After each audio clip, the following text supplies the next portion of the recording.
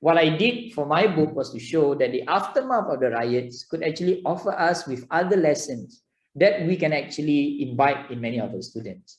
The first is that what we see right after the riots were communities coming together like never before, because it was the first ever riot in Singapore.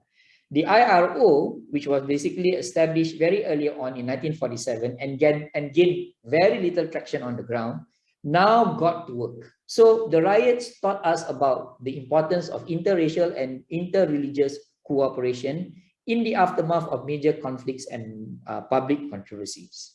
And this group need not to have the state telling them what to do. They just got to work. So the importance of grassroots initiatives. And I think this is something that we need to inform the student, that you don't have to wait for the government to tell you what to do in order for you to feel that you need to bring society together towards understanding. You have to do so at the level of yourself as an individual or at the level of an organization. And that was precisely what happened. The interreligious organization consisted of many individuals from different religions. They did not wait for the British state to tell them that they should come together now.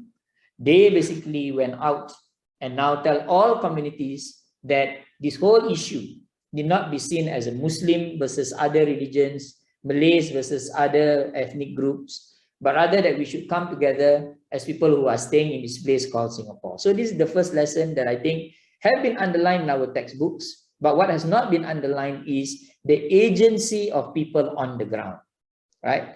It's always the initiative from above. And that was not true. The people from below basically did what was right in the context that they were in. That's the first. The second is also, when we look at from above, that states also have to be sensitive towards the laws, customs, and aspirations of the masses. Right after the riots, what the British did was to try again and understand the processes of adoption in the communities on the ground. They used to neglect it. Anybody and everybody could just send their kids to another family, and these kids grow up as a Chinese, a Malay, or others. Now, the British now became more sensitive of the laws of the people. What is Sharia law? So they sent experts to understand what Sharia law basically means, the customs of the people, the custom of marriage, the custom of adoption, and the customs of divorce, and so forth and so forth, and what the masses really want for themselves.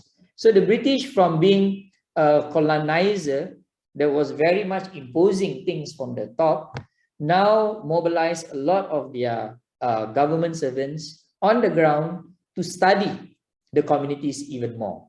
But of course, as I was mentioning just now, because the British were basically very much stifled by the problems that they had faced due to the Second World War, these studies were not powerful enough to stop problems from eventually creeping into Singaporean society. That's why, if you look at the riots in Singapore, there was the 1950 riots, and then for 5 years, there were no riots.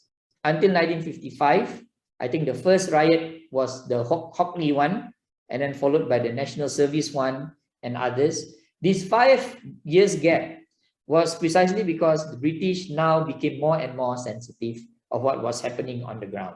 So this sensitivity is something that we can learn. In as much as people from below should do something, those on top has to also do their job. And then the third thing that we learn in the aftermath of the riots is the importance of dialogue.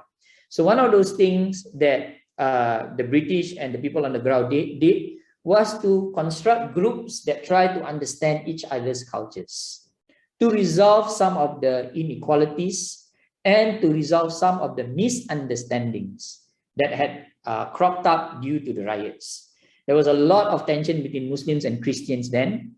So Muslim and Christian priests came together with their flock and start to discuss about the tenets of their faiths and why there are differences and how things can actually be similar.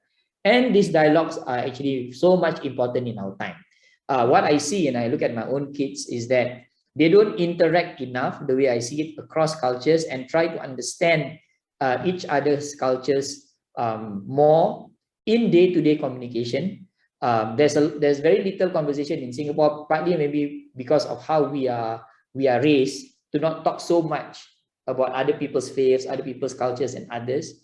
We don't actually share each other's cultures as much as we used to in the past. So in the kampong days, people talk about their religion, their cultures a little bit more. Now we need to make this something that is mainstream in our own societies.